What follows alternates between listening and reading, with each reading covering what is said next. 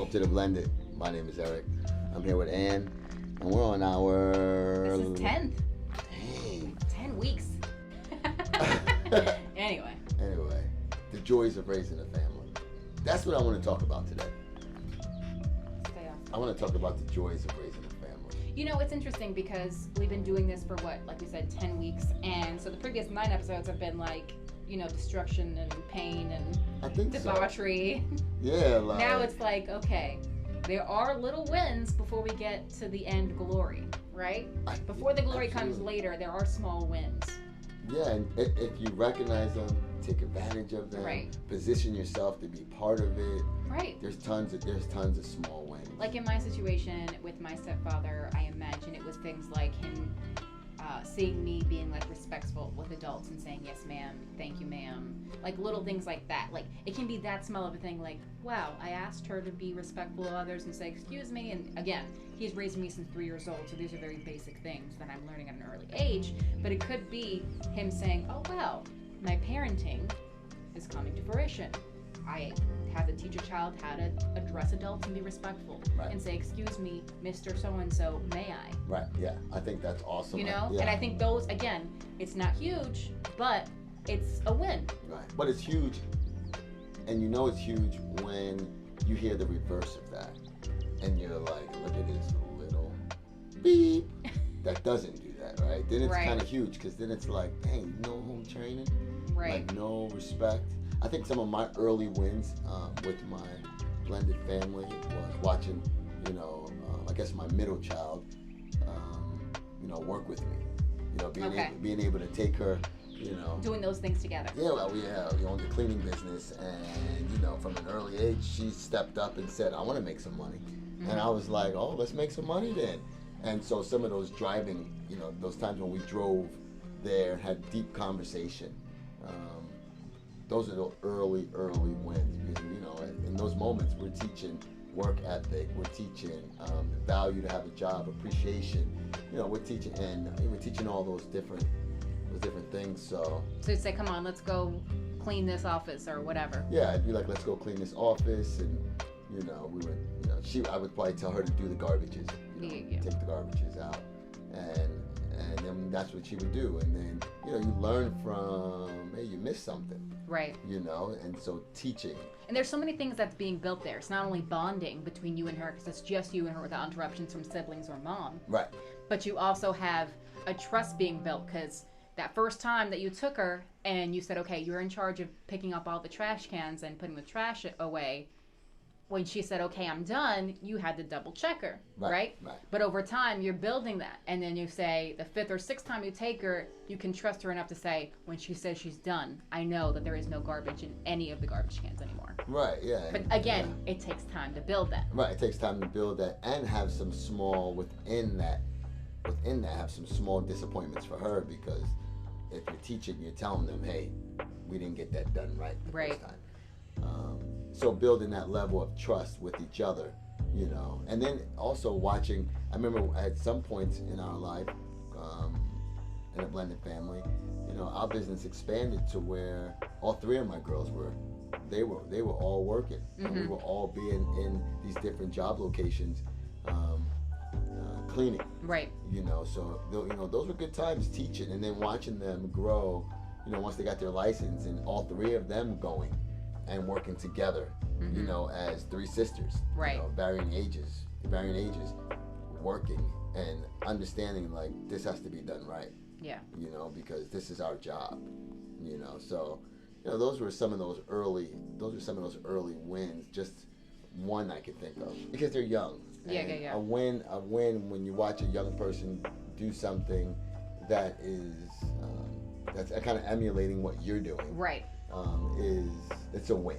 Yeah. That's when it's kind of pure. Yeah. Right? That's when it's just like, oh, here's an adult, and this adult is telling me to do something, and you have no ill intent. Right. You know, so they can see you have no ill intent. Mm-hmm. You know, so they kind of just do it. Yeah. You know, it's when they grow a brain. You know, but even then, even when they grow a brain, and you watch, you know, I remember watching my one daughter develop into a runner. Yeah. You know, I remember watching my biological daughter develop into not only an athlete, but she was more on the side of, a writer and math and developing that. I'm seeing a pattern here. Do you think in seeing those wins, do you think it's important to develop a habit or an activity, let's say, that creates a bond between you and the child? Do you think those are the times we can really hone in on making those lessons, and then hopefully seeing them come to fruition later? I think so. If you're doing it with the intent that this is for them. Okay. Because if you're doing it for the intent that it's for you, then as they grow and they have other varying pulls, right? Whether it's another parent, maybe it's the parent in the house, right? That it can all go up in smoke. Yeah. Right. But if you think, I always looked at it like the things that I'm teaching you you'll be able to use it for across your life. These are fundamentals. Fundamentals. They're basic. So some of our glories that came early with basic fundamentals of. I always say I'm a girl dad. I got my son, of course. Yeah. But before I had my son, I was a girl dad. Yeah. So it was all fundamental girl empowerment. And it was good to hear my girls. Some of those early wins was hearing the strength from my girls when they talked. When they talked about situations, how they handled it. Because you want them to know their worth, because that's what builds esteem, and that's what builds a strong, independent woman who isn't going to let anyone or anything knock her down. Right, yeah. Like, we used to talk about my wife's a hairstylist, and we used to talk about, how you cutting your hair, and sometimes their dad would say, that the hair, you never can cut your hair has to be this way, and that's not how that's not what I thought. I've always thought there's going to come a time in your life when you're going to want to cut your hair. Yeah. And your value and your worth does not diminish. And your beauty is not detailed in your hair. And so I've always looked at them as when you make your decisions, that you need to be making your decisions. Yeah, you think of other people, but your hair has nothing to do with someone else. Right. So when I did watch my girls say, "Oh, I want to cut my hair," you were like, "Ooh, lesson learned. Good lesson learned." Pass with flying colors on that. Yeah, you pass with flying colors. Yeah, and those are those small glory wins. Small wins. Yeah. Or when they would come back from their dads, and back in the day it would be kind of maybe we had to readjust a little bit. Yeah. But when they would come back and I would see their shoulders still back, strong, still you come back with, you haven't forgotten what we're doing here. Yeah. So some of those small wins come from the level of interaction and discipline and strength. And I use discipline a lot, but we're dealing with kids. So discipline is such a broad word. It's not always, we want to be disciplined as an adult. Like limitations, right? I think that's what discipline means for us. It's not, your boss telling what you do. It's understanding the parameters in which you can get something done. Yeah, rules of engagement. Right. What are you allowed to do? What's going to be expected of you? And women picking men or boys is a big task. Yeah. And you have to, and there's a checklist that you must go through in order to be successful in that. So what pressure did you feel to really be an example, hoping they would follow your example when selecting a mate and not their father's? When we lay things down as husbands or men, our job is for them, we want them to emulate the good things. Right. But I think equally is letting them know when you don't get it right. So I'm one of those dads, and I think my girls would tell you, my wife probably would say the same thing, is when it's time to fall on your sword, you fall on your sword. Right. When it's time to sit, and you can't wait 2 or 3 weeks to fall on your sword. Like when you're wrong, you're wrong. Yeah. When you make a mistake, you make a mistake. I mean, sometimes I used to be aggravated. Right. Maybe some things fly out my mouth. And very quickly, you have to know. Because I would look at my girls and think, but then they're going to think that that's okay. And so that was always on my mind. Did I always get it right? No. But you have to let that be known, because it's very important I want them to. I even tell my biological daughter, and I tell my other daughters the same way. I want you to have somebody like me, but kind of not. Yeah. You know, like pick my best qualities. Right. Pick my protection qualities. Pick my strength. Pick my observation. Pick my my complimentary way of you. Yeah. That piece that makes you feel strong and beautiful and encouraging, and kind of get rid of my I have to be right thing. You know what I'm saying? I know that's a weakness. Yeah. I accept it. You know what I mean? Like, What I'm hearing, and tell me if you agree, but what I'm hearing in all that is the abstract of what comes with being bold and brave and courageous enough to say, I was wrong, right? Because no one's perfect. And it's not like when your daughter picks a mate, that man's never going to get mad or upset or yell and scream every now and again, right? But the correct way to handle that is to say, babe, I was wrong. I'm sorry. I was out of line. I messed up, blah, blah, blah. But if you started with the example of, I'm going to yell and scream and be upset, and then never corrected it by saying, I messed up. I had a moment of being human. I apologize. I handled that incorrectly. Then they won't know that's the way you correct that. Right. That the behavior was wrong, but there's a way to fix it. Right, and that, the behavior's wrong. The behavior should not be, just a little disclaimer for my babies out there, but the behavior, you should be able to see this early in the game. Right, of course. Like early in the game, you should know if this is going to be something that's going to be repeated over and over. Right. And over. Yeah, because there's levels to that. That's one thing of like, damn it, I dropped my soup. That hurt. I'm a yell and scream for like 30 seconds, a minute. Then I'd be like, all right, let me clean up this soup. Move on with my life. But the soup is like all over the kitchen because I dropped a little bit on my shoe. Right. That's a problem. And exactly. Right, you know what I mean? Yeah. That's when you walk out the room slowly and say, all right, never come to visit this guy again. Yeah, this guy's not. That's not the He's quality. not for me. Yeah, you're not. Yeah, definitely not for me. And let me just call my dad and let my dad know that I was here. Right. You know, because if maybe dude isn't responsive to me being like, it's just not for me, dad can come pull up and take care of it. Yeah, and say, come on now. You know, yeah. You want the soup down your throat, or do you want the soup back in your cupboard? Yeah. Where would you like it? Let's put it back in your cupboard. You know? And so some of those early glories did come in watching them make some of these decisions that they made. Like? So my thing was no dating. So I remember Marissa saying to me, hey Dad, there's this guy and we want to go to the movies. And I was like, go to the movies? I'm dead. Oh yeah, it was no joke. You want to do what? Yeah, you want to do what? As a 16-year-old, you want to go on a date and go to a movie with a man? Here she goes, y'all. Here she goes. Okay. So I remember saying to her, that makes my belly hurt. And I need antacids. I need antacids. Someone have Pepto. Yeah, Pepto-Bismol. One of them, right?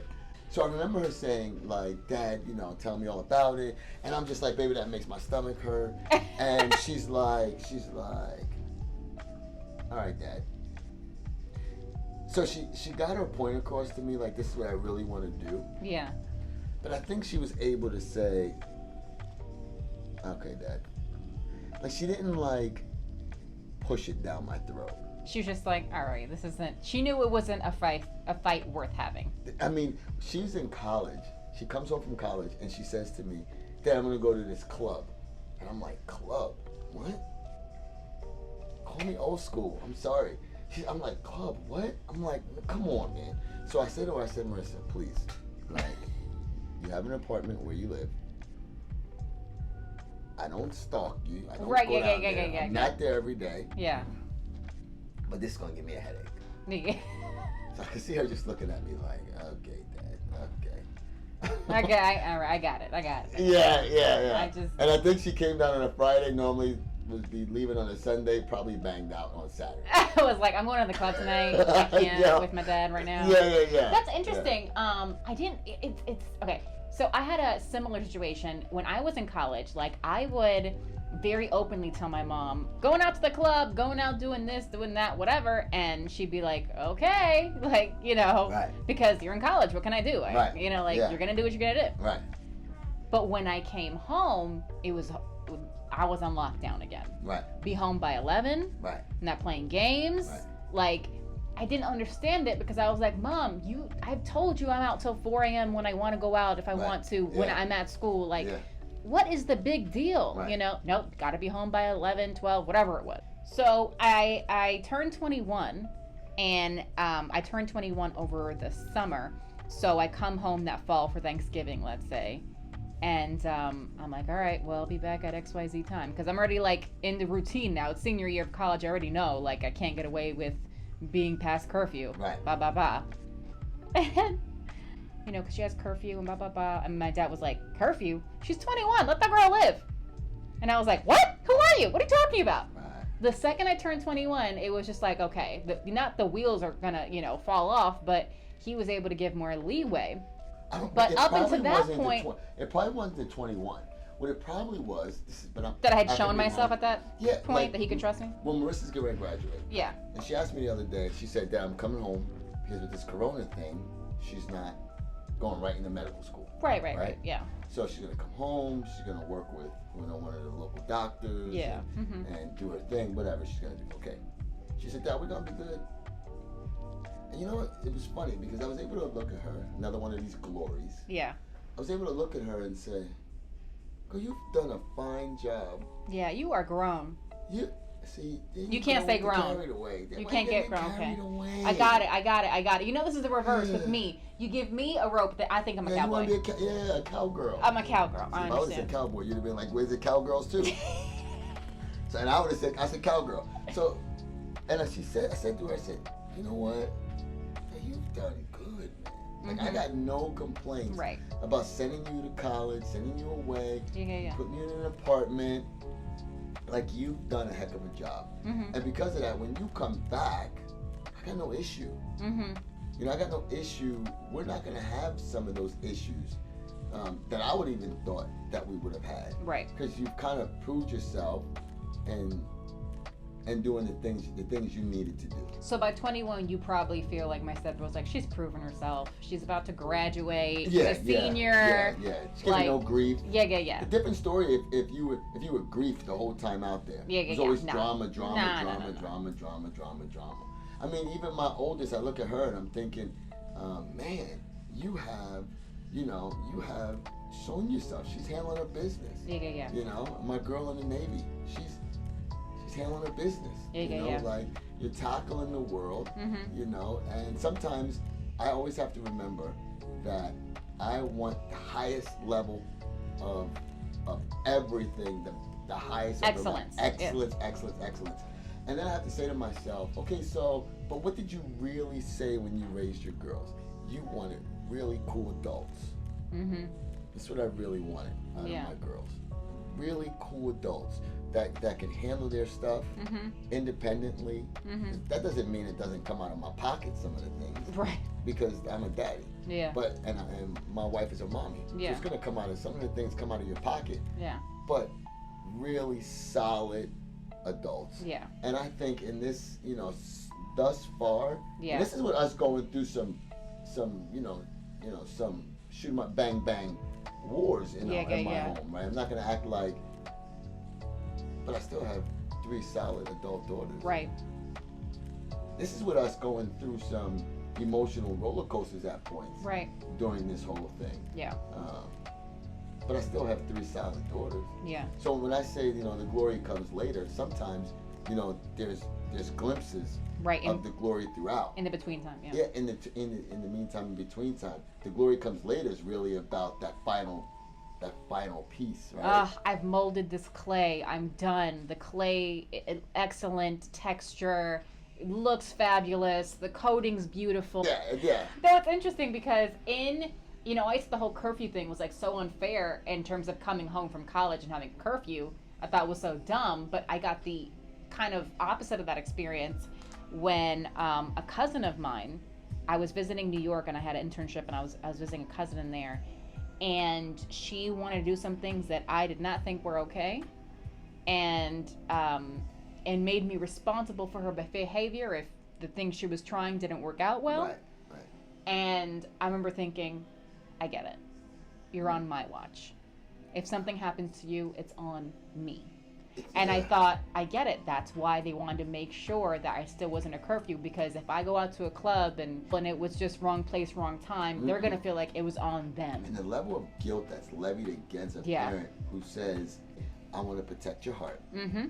And I want to try to avoid no scars Right. in your heart. Yeah. And I mean, if you go out and chase the scar, then Yeah. I mean, those are the things that you're gonna have to live with, like the rest of us all have Right. to live. And then most of the time, most of us have to go through it to understand it and to really go learn that lesson and say, I'm not going to do that again. I'm not gonna do that again, or Lesson learned. I'm not gonna do that again. Okay, not gonna do that no more. Okay, dang it, it's kind of rock bottom. I ain't doing that. Matter of fact, I can't do it. I had to bottom out. I had to bottom out. And when you bottom out, it's like my girl's clothing back in the day. That's another thing. Some of those mild glories that they didn't fight me on. Yeah. I think that's a big thing too, that whether you want to acknowledge it or not, the child not fighting you on something is a glory, because they're like, all right, I get it, I understand where he's coming from, I don't like it, but it's not worth fighting about, and I respect this person's point of view. Or Right? It's like your daughter saying, all right, Dad, I'm just gonna leave early and go to the club. Right? It's I'm out. it's not worth me having this argument Right. with you, and it's not worth me putting you through worry for the evening. Right. It's just not. No one wins here, so I'm just gonna leave. Right. Like And- that's her right. respecting you, and that's Right. a win for you to say, thank you, honey, for taking my feelings into account and making me not worry for the evening. Well, and not telling me, not putting a disclaimer that okay, I'm just gonna leave. Right. Just kind of making it feel natural. Right, just like, you know what? I actually forgot. I got to do this homework. I got to go to the library. It's only open until 5. So I'm going to go. I got to finish this research paper. Yeah. Love you. Yeah. Thanks for the meal. Yep. Thanks for the pocket cash. Yep. The gotta pocket go. cash was awesome. Yeah, 'cause I'm gonna get the double band. Right. For the wrist. And that's You know? and that's that. Yeah, and those are those. But I will go back to that. Those wins, right? Yeah. Those are the wins that I mean, at a certain age, young people have decisions to make, right? And they have decisions that are really big decisions. And for them to say, for all 3 of my girls, and I have 2 little ones, so you know, my son is 10, gonna be 11. Yeah. So he's coming up on those decisions. Right. Because we already talking about the phone and Yeah, because he's implications. understanding real consequences. Yeah, like Yeah. it's not a game. But for my older ones, there was times 14, 15. In it. Yo, In the thick of it. in the thick. And there was a few times where they said, "No, I'm not going to go down that route with him." And that's a win. And those are huge wins. And those are wins for me in my perspective, because they're based in respect. They're based in, I respect him, I know he's not going to change his mind, and I know why he's doing this, even though I disagree with him. And that is a win. I disagree and I don't like it. And really, I have, which is the worst, I think, for in a blended family, is for kids, is the options. Right. The leeway to go to mom and go, Mom, yo, so listen, I was thinking. Or no, not even mom, not even mom so much. More the option to be like, well, I'm gonna be with my dad over the weekend. So I can partake in this behavior elsewhere. Or do I choose not to because I know it's going to be disrespectful if I do? Right. I mean, girls don't think I don't think you did some stuff you weren't supposed to be doing over your dad's house. But I digress. No, I'm just joking. No, really, I'm not. But see, this is supposed to be a nice podcast, a nice one. So no. Oh, But man. there's so many times Yeah. that they went over there and made a decision, like and said, nope. This isn't right. I Nope. know and how. followed Yeah. it to the T. I'm sure I would tell them, don't let nobody ever talk about your mama. Nobody. Your mama's the only one in your entire life who's never left you. Yeah. Never left you. So don't let no one ever disrespect your mom in no kind of way. And I used to tell them, and if you don't feel that you can be verbal about it, then you be nonverbal about it. And I know those are small wins, and I knew it when they did it because they came back home with their shoulders back, feeling strong. Like, you know what? I gave my dad the look. That's what I did. And those are small wins, and you know, that's the blended, baby.